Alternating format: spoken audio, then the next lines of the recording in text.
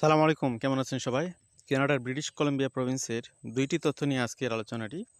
একটা number one হচ্ছে British Columbia প্রভিন্সের জন্য আরও 1000 নমিনেশন কোটা বাড়ানো হয়েছে এই বছরের জন্য। এটা একটা নিঃসন্দেহে ভালো খবর। 2025 সালে যে কোটা ছিল তার সাথে 1000 নতুন করে যুক্ত হবে।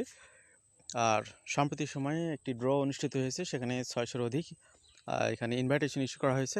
ব্রিটিশ কলাম্বিয়া প্রভিন্সে যারা পার্মানেন্ট রেসিডেন্সি লাভ করতে চান তাদের জন্য আজকের তথ্যগুলো গুরুত্বপূর্ণ। এখানে কোন সেক্টরে এখানে পিআর বেশি ইস্যু হচ্ছে সেগুলো আইডেন্টিফাই করতে পারা একটা ম্যাটার।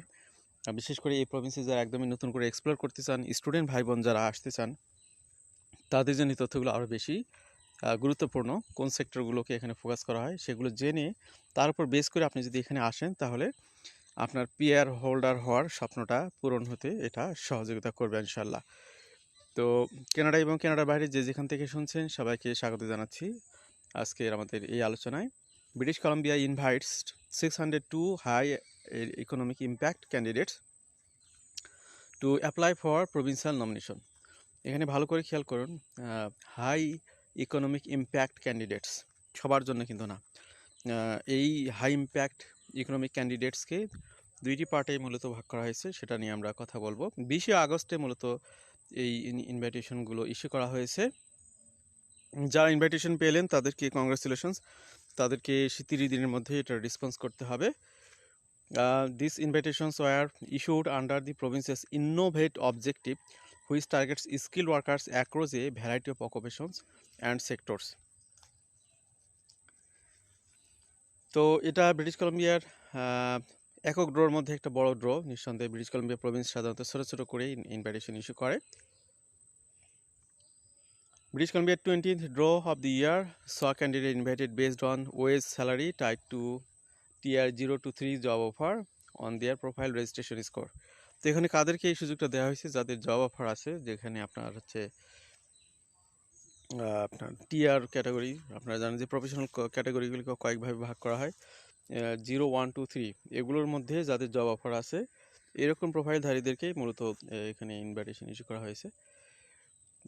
সেখানে মোর দেন হাফ 60% কাছাকাছি ইনভাইটেশন ইস্যু করা হয়েছে হাই আর্নিং ক্যান্ডিডেটদের জন্য।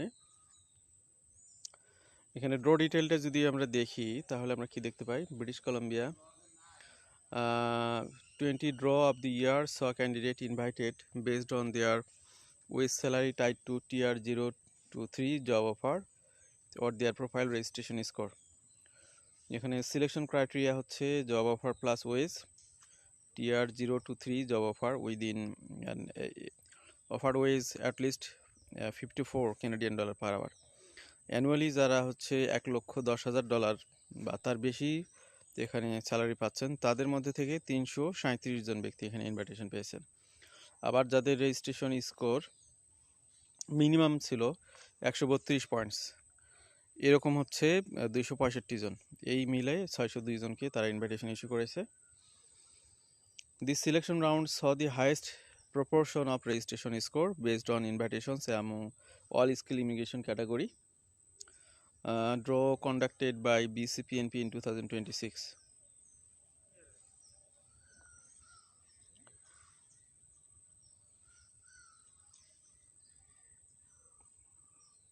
Permanent residency thorough BCPNP for national interested in being considered for permanent residency thorough BCPNP must first submit registration. তো এখানে যারা পিআর হোল্ডার হতে চান তাদের শুরুতে যেটা করতে হবে যে এখানে একটা প্রোফাইল লাগবে, অনলাইনে প্রোফাইল করতে হবে এবং কি কি বিষয়ে এখানে স্কোরগুলো দেওয়া হবে: education level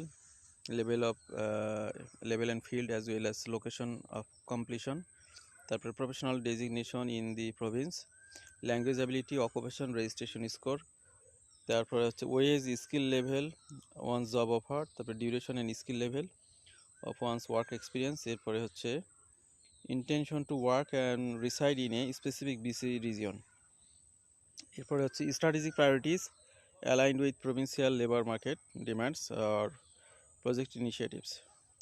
So far this year, the province has held 12 skill immigration selection round. Of these, 7 round have been based on wage, job offer and points. 4 draw are occupation specific and 1 round held in July targeted cleaners and security staff through its new time limit PR pathway. Those who are invited to apply for provincial nomination must submit a complete application within 30 days. যারা এখানে invitation পেয়েছেন তাদের 30 দিনের মধ্যে এখানে nomination certificate তাদের complete application submit করতে হবে 30 দিনের মধ্যে। Successful applicants will receive a nomination certificate which they can use to apply for the federal government for permanent residency. তো এখানে 2 স্টেপে প্রথমে প্রভিন্সিয়াল নমিনেশন পেতে হবে, এরপরে পিআরের জন্য আবেদন করতে হবে। আর এখানে স্কোরগুলো একটু ব্রেকডাউন দেওয়া আছে। BCPNP reported having a total 8,306 registration in its registration pool. তো এখানে SIRS সিস্টেমে তাদের যে পুল, সেখানে কোন স্কোরে কত ক্যান্ডিডেট অপেক্ষমান সেটার একটা তথ্য এখানে তুলে ধরা হয়েছে। এখানে 140 থেকে 149 38 জন।